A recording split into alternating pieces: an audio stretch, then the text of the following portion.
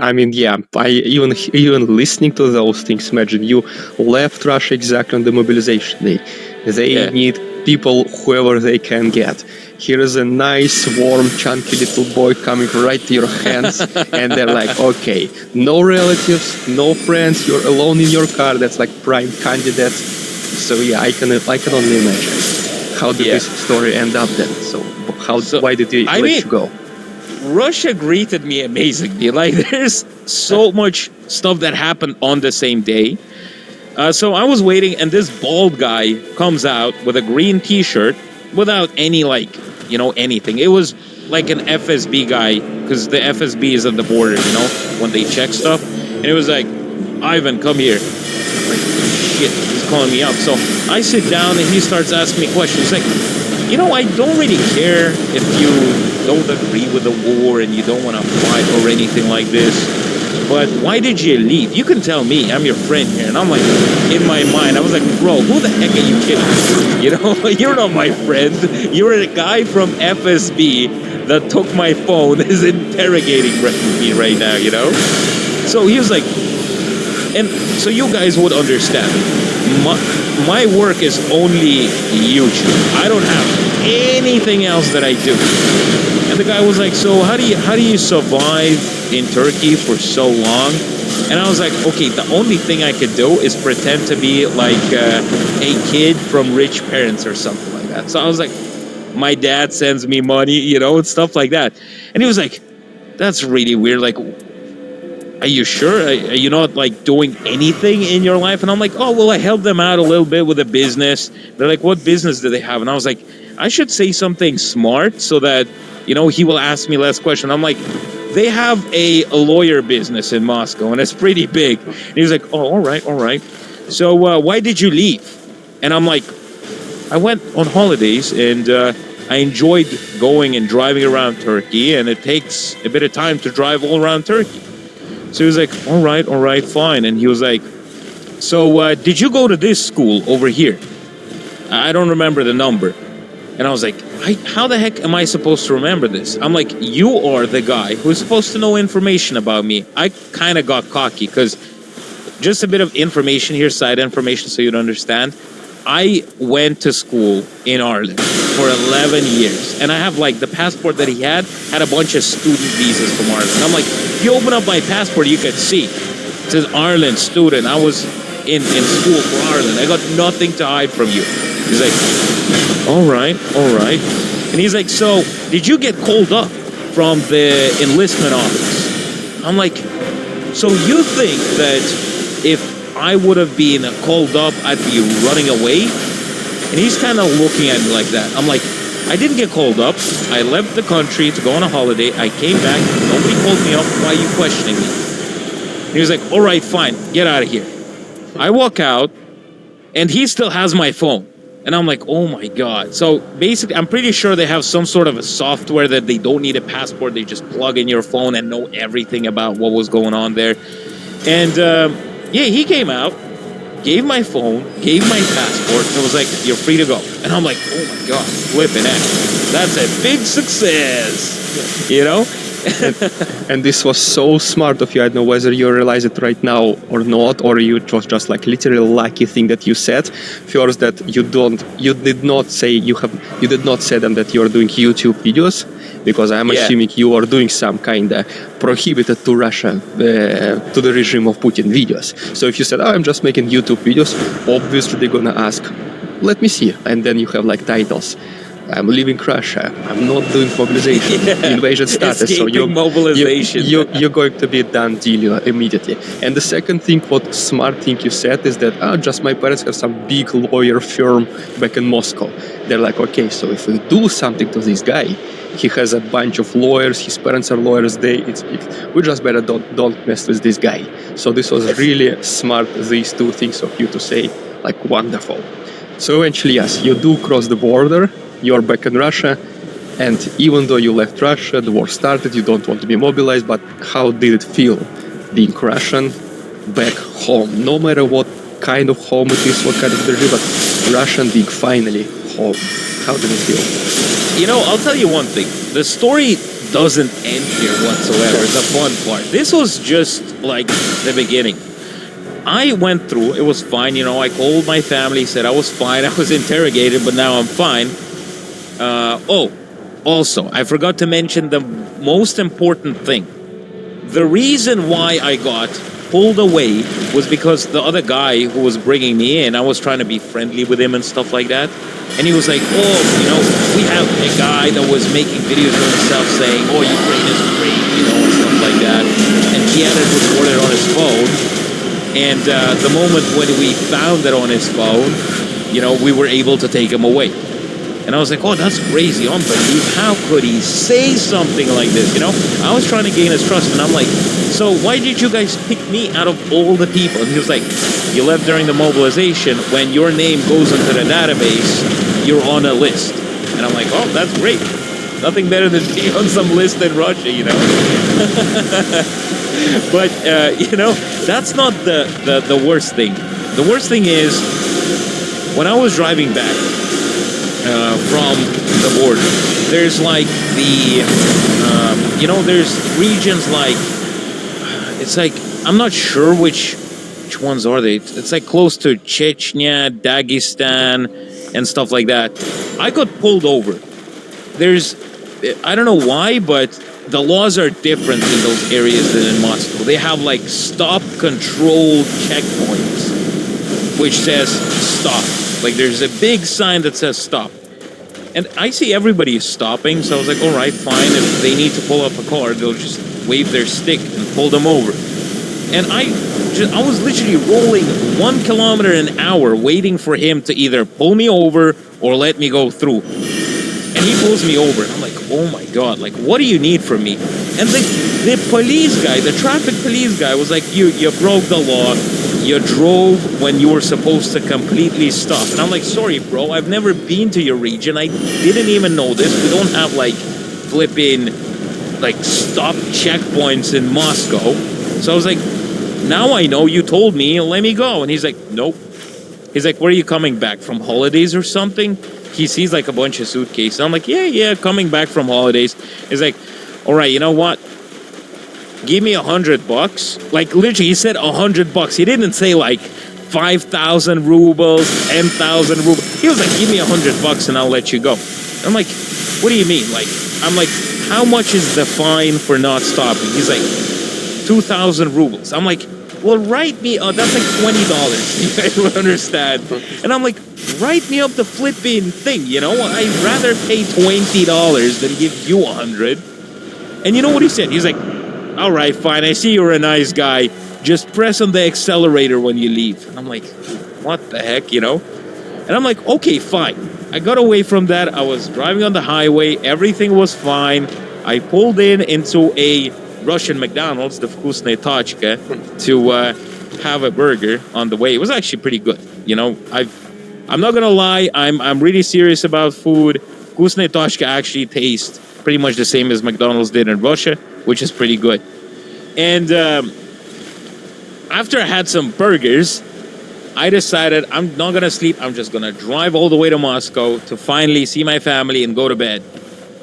And there's this huge block post in front of me with like thousands of cameras on the roof. And I'm like, all right, fine. I see like everything is fine. I'm driving. And this police guy runs out of the building, nearly like falling off the stairs, running towards my car and pulling me over. And I'm like, oh my God. And this is all happening like within the 3 hour like of me getting interrogated, getting pulled over by this cop asking for $100, and now this. And he pulls me over and he's like, when did you buy this car? And I'm like, what do you mean, when did I buy this car? Like, what do you mean? He's like, well, your registration is expired. And I'm like, what do you mean? In Russia, registrations don't expire. You just get a license plate and that's it. And then he explained to me, I never had like myself a registration to one place. And I used to get those passport registration to show where you live for like a year. And I just renewed them every single year. And I didn't know one thing, that if you get a registration for 1 year and buy a car and register it, it also gets a registration for 1 year. So my car was unregistered after 3 days I left Russia during mobilization. So that was kind of lucky. So that meant that my car was only registered for a year. And the guy said, well, you know what? We will have to take your license plates away from you. And so you guys will realize this blog post that I'm talking about is like 1,000 kilometers away from my house. And I'm just thinking about it. I'm like, oh my God. So they're taking my plates away. That means I'm not going to be able to drive. And that means I will have to get a tow truck that's going to be towing my car for 1,000 kilometers. And that's going to cost a fortune, right? And the guy escorted me over to their like police office, the huge building. And they cut up my license plates so they're not going to be able to be used. They took one of my documents for the car. And I was like, so what am I supposed to do? You know, and they're like, well, you have 24 hours that you could be driving after getting this fine. And I was like, all right, so I got 24 hours to make 1,000 kilometers. And so that you guys would understand, there's so many blog posts on the way, and I did not get pulled over in a single one without license plates.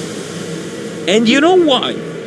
I asked one of the policemen, well, after I registered my car again and stuff like that, I'm like, for what reason was I getting pulled over when I had plates over there, but when my plates got taken off, for 1,000 kilometers, nobody dared to stop me. There was literally, a block post with 2 cops standing in front of me, and there was a Cadillac Escalade without license plates driving towards them, and they would just step aside.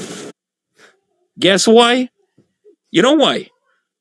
Because the police themselves have this some sort of an agreement with other policemen that they take this route to go on holidays to Sochi.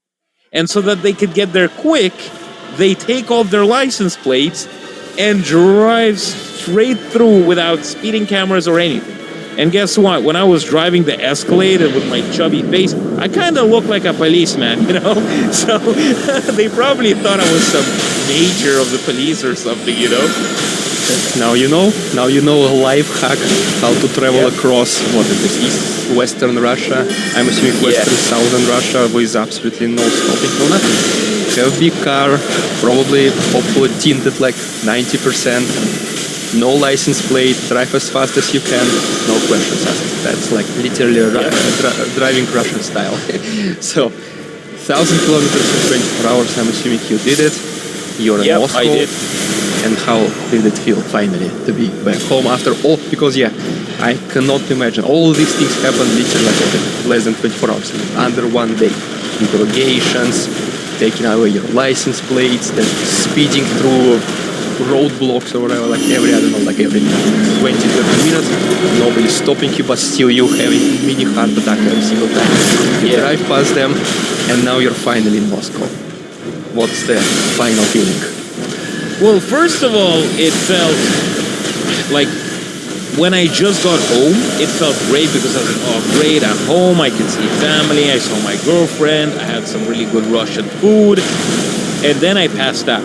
The next day when I woke up, I decided to go meet up with a few friends, check out what's going on, and it was fun for the first week until something settled in me, and I started looking around after, that happiness of seeing your friends and family. You start walking around on the streets and seeing, big placards, join your brothers, and having a soldier. And then you just see a bunch of stories about, soldiers returning back or soldiers getting sent out. And if you turn on the television, you see the biggest propaganda outlets being like, oh, we're going to take them in 2 more days. Trust me, brother. And seeing all this all the time. And I was like, oh, this is getting terrible. And after, I think I was in Russia for 7 or 8 months, 9 months, I realized that I didn't want to be there anymore because it was just a big disappointment. Everybody was, looking sad and angry and all the placards. And so the thing that really pissed me off was the famous Tucker Carlson visiting Moscow and going to a shop, to Ashan, which is actually French owned grocery store. It's like a huge one, something like Walmart probably or something for you guys in the States. And he was just saying how everything was super cheap and amazing, and that you Americans are fools and you guys are paying way more money for the groceries and stuff like that. But he forgot to mention the fact that the average Russian salary is like $300, and he bought random stuff for like $100 with like two chickens and a bunch of cereal and stuff that people cannot eat for a week. So that got me really pissed off, and I made a video about him, and that got a lot of views. So I was like, okay, great. Maybe I could start making videos about going to Russian car dealerships and showing people how the Russians buy cars and how much they cost, which got a lot of views, and it was interesting. But I'm not going to go into the Russian cars, but I went to an American car dealership to show Americans that there's still Dodge Rams being sold around in Moscow. And I walk in there and start recording everything, and some big guy runs up to me and says, no, you can't record here. I'm the owner of the shop. And I'm like, get lost. This is a public space. I can do whatever the heck I want. And he was like, please, give us like 20 minutes and then you can record. And I'm like, that feels really sketchy. What do you mean? So I look around, and there's this old guy with glasses sitting around with a young lady. And I was like, all right, fine.